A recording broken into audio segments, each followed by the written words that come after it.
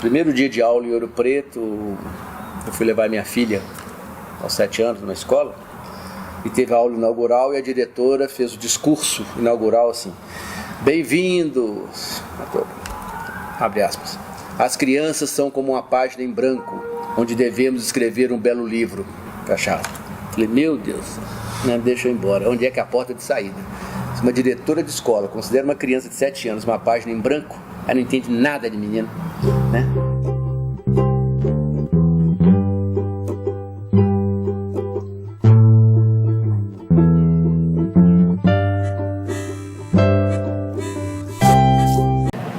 Se um professor do século XX ou XIX entra na sala de aula do século XXI, ele vai achar muito diferente? Não vai. Ele vai ver ali a lousa, o giz, as carteiras enfileiradas, a lista de chamada, tudo conforme era no século XIX. A única coisa com a qual ele não contava era com a cabeça dos alunos do século XXI. E aí que mora o conflito. A sala de aula do século XXI não é mais aquele quadrado, é praticamente o planeta. Porque com as novas tecnologias, o planeta é o espaço de aprendizado das pessoas. Você pode aprender prazerosamente, né? E se a escola quiser, ela pode ser um lugar alegre, prazeroso, bom, agradável. Será que um dia nós vamos conseguir criar uma escola tão boa, mas tão boa, tão alegre, tão prazerosa, que os alunos, os professores, os funcionários exijam aulas aos sábados, domingos e feriados? Esse é um desafio para nós e para todos nós, né? Essa escola ainda não existe, né? Que eu saiba, não.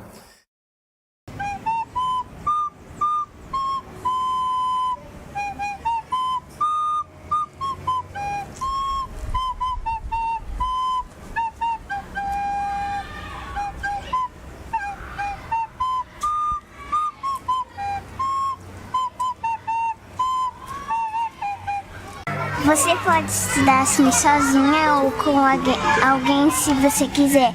Aí, diferente das outras escolas que é obrigado a ficar dentro da sala e não pode sair só na hora do recreio. Aqui não.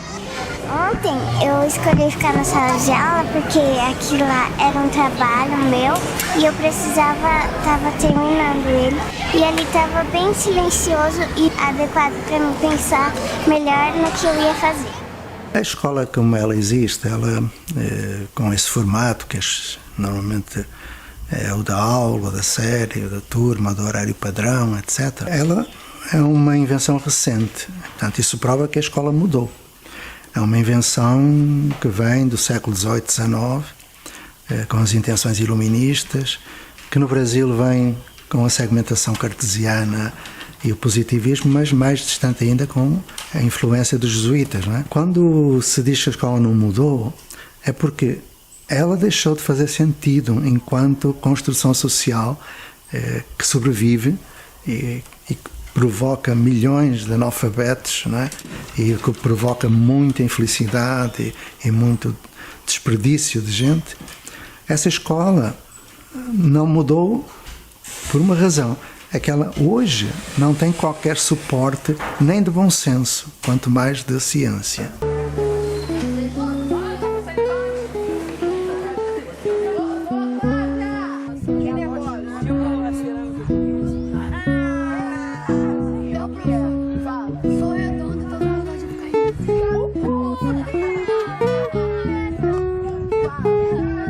Aqui eu sempre digo que não foram só as paredes que caíram, porque os nossos espaços, a nossa sala de aula são espaços de aprendizagem. Mas não foi só isso, é uma mudança total de paradigma. Você tem famílias que são formadas por 6 alunos e cada 3 famílias você tem um time.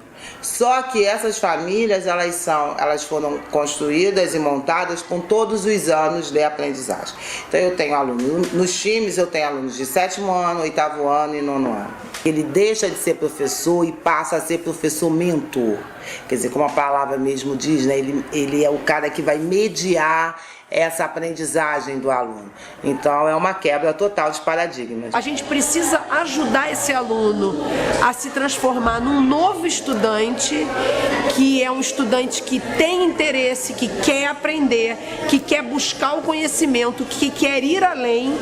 Eu acho que a rede municipal, assim como toda a rede de educação tradicional, é muito professor, sala de aula, tarefa, copia, decora, faz prova. Esse não é o perfil do novo estudante. O novo estudante, ele recebe o conhecimento como um desafio.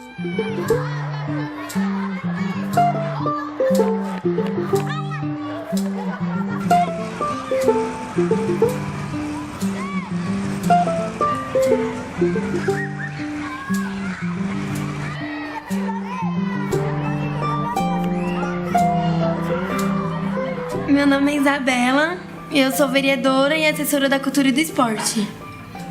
Meu nome é Maiara da Silva Pinheiro, sou representante do Salão da Oitava, vereadora e secretária da Cultura e do Esporte. As escolhas que a gente faz não é só pra gente, acho que é pra escola inteira, como os políticos lá de fora, sabe? Mais ou menos, porque às vezes eles pensam um pouco só neles. Só que aqui a gente pensa mais nos outros do que nós mesmos. A gente pensa no próximo. Porque a educação não se faz para a cidadania, faz na cidadania, no exercício da liberdade responsável. Perceber o que somos, onde estamos, para onde vamos, com o outro. Aí é que está a grande questão. Substituiu para... que a filosofia para crianças, herança de Lippmann, é muito está tudo preparado para a aula de filosofia de crianças. Nós não queremos aula, nós queremos que a todo momento todos se manifestem na sua incompletude, porque é disso que se trata, e na sua incompletude, deparando com problemas, conflitos, um com o outro, aprenda, mediado pelo mundo e por um educador, a ser e a conviver. Por que a gente não olha para cá? Porque aqui implica um outro instrumental, é um outro olhar, é outra mirada, é um outro exercício. Não é aprender a medir carência, é medir fortaleza. Não é medir DH, medir o IPDH, qual que é o Índice de Potencial de Desenvolvimento Humano que existe nessa comunidade. Como é que a gente mede o potencial de desenvolvimento humano? Então nós tivemos que aprender a fazer isso. E o papel nosso de educador aqui é fazer essa aprendizagem ser significativa. Então, às vezes eu tenho uma criança aqui que ela não consegue, todo mundo tem limitações. Às vezes ela não consegue ir até onde o outro foi, mas até onde ela foi já é muito bom e é muito valorizado. É a escola sem muros, né? A que eu acredito de verdade, porque eu não entendo por que a gente tem que ficar naquele quartinho fechado, né? Não é um castigo, a escola tem que ser um prazer. Então, quando a gente sai, a gente não está só aprendendo os conteúdos estipulados pelo MEC ou pelo município, mas a gente está aprendendo como viver uma vida sociável, cumprimentando as pessoas, sendo, humanos. Eu acho que isso está faltando. Esse tempo deveria ser sempre, porque a aprendizagem acontece em qualquer momento, não é? E raramente acontece durante a aula. Eu penso que muito mais aprendizagem acontece no recreio do que numa aula. Isto é uma suposição minha.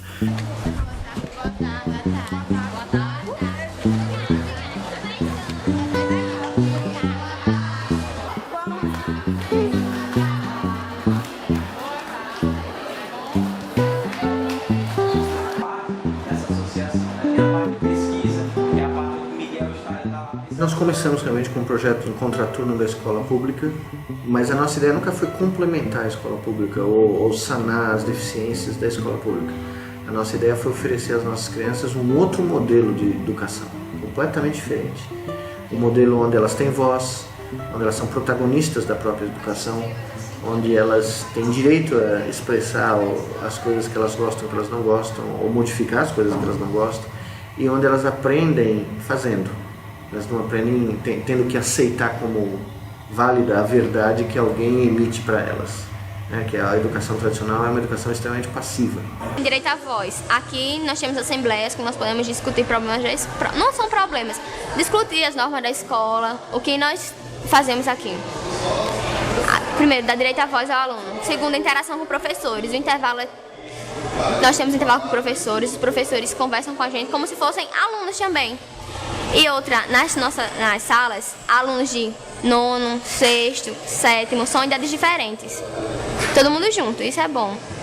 Há uma socialização de idades, de ideias diferentes. O que vocês fizessem era o seguinte, eu queria que vocês fizessem um desenho resumido disso aqui.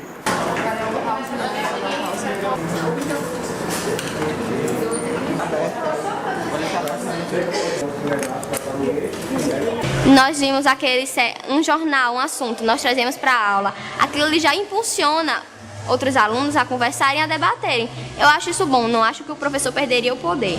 E sim, ele ajudaria na sua aula. Porque se ele der o poder de fala ao aluno, a um aluno, quem sabe, outros irão se mobilizar. E assim vai gerar essa roda contínua. Os alunos vão querer se interessar mais por aquela aula, porque ele vai ver que ali ele tem um poder de fala. Ele vai poder estar passando o seu ponto de vista. Isso é bom. Que às vezes o professor está cansado, estagnado aquela situação e aí ele acha que não pode mudar. Eu acho que muitos professores também precisam passar por esse processo de quebra, de transformação, para poder eles verem que é possível fazer diferente, que eles podem, se eles quiserem.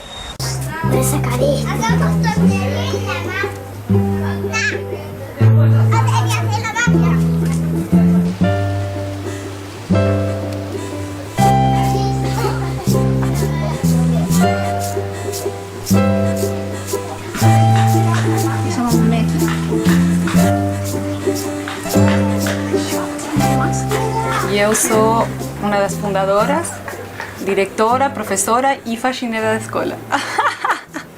Nossa escola ela é uma escola livre, é uma escola não diretiva. Aqui a gente não direciona a expressão do ser. Aqui a gente acredita que cada um tem dentro de si a sua evolução e a sua forma de evolucionar, que cada um tem sua forma. O que a gente faz é criar um espaço protegido onde a criança possa expressar quem ela é. Há 32 anos que eu estou aqui, então eu sei que o fogo queima, eu sei que na água pode se afogar, eu sei o que pode e o que não pode fazer. Então na escola livre não é algo que eu quero, eu faço o que eu quero. Não, tem muitas regras aqui, e tem disciplina, e tem ordem. Cada coisa que eu pego, eu guardo. Aqui não xingamos, aqui não batemos, aqui não desrespeitamos alguém. Eu tenho cor de rosa e você não. Não, aqui assim não fazemos. São limites, na verdade, que não limitam. Por exemplo, não corremos dentro da sala, mas corremos fora. Você sempre pode fazer o que você quer, mas com respeito e no lugar correto. No mesmo tempo que a criança ganha sua força de expressão, ela também aprende a como conviver em harmonia e em respeito com todo mundo. Aqui você vê crianças de 1 ano até 13 anos, todos juntos em perfeita harmonia. Um julgamento ou um olhar de um adulto, ele pode apagar a expressão de 40 crianças em 1 segundo ou mais. Só um olhar que tem julgamento por trás, ou que tem um qualificativo, ou que tem uma expectativa por trás, ele apaga a expressão de uma criança. Porque a energia das crianças, a expressão delas, ela é muito forte. Quando elas começam a crescer, a energia da expressão das crianças, ela está tão embaixo e tão julgada pelos adultos, que ela já não tem força. Então, essa foi a criação da Cecília hoje. E para mim, quando eu olhei para essa peça, eu vi completamente, para mim foi uma confirmação de que olha a expressão única de cada um, sabe? Ninguém pode fazer isso igual, ninguém ensinou ela criou. Essa é essa expressão da Cecília, isso aqui é a Cecília. O problema resolveu? Foi resolvido?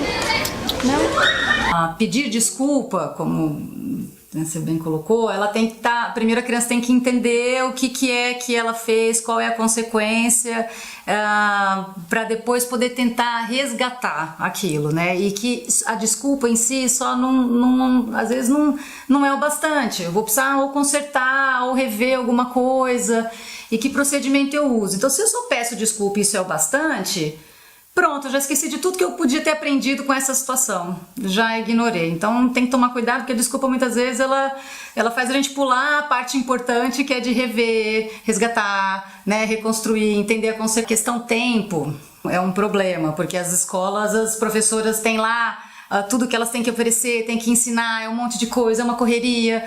Então, quando dá um problema e as crianças, professora, ele fez tal coisa, ele me bateu, ele me xingou, a professora vira e fala, isso não se faz, isso é feio, vai lá, pede desculpa, fulano, resolve isso, né? Não faça assim, não faça assado. É rapidinho para ela fazer essa intervenção, à distância, mas a chance disso acontecer muitas vezes depois é enorme. Só se aprende quando, perante algo, e esse algo pode ser uma necessidade, um problema, um desejo, um sonho, o que for, alguém se interroga, alguém se aproxima e os dois, com relação à fonte de conhecimento, que pode ser uma pessoa, pode ser uma lan house, pode ser um livro, uma biblioteca, a internet, no ciberespaço, fazem um combinado, ou seja, um projeto. E quando isso acontece, a aprendizagem deixa de estar centrada no tradicional aprendente, que é o aluno, e deixa de estar centrada no tradicional ensinante, que é o professor, o currículo, para estar centrada na relação. Está tudo centrado na relação. E é da qualidade da relação e dos instrumentos que a medeiam que a informação é transformada em conhecimento. Existe produção de conhecimento. É na relação. Eu vou entendê-lo e vou procurar o consenso. Portanto, aqui não há espaço de democracia representativa. Há o espaço de direto. Eu e tu e eu. E no meio, na relação, está a resposta. Não é para, é com. Professor com aluno, não é o aluno para o professor para o aluno. Isso precisa ser propagado. Aprender para a vida, aprender para construir, aprender para equilibrar, aprender para ousar.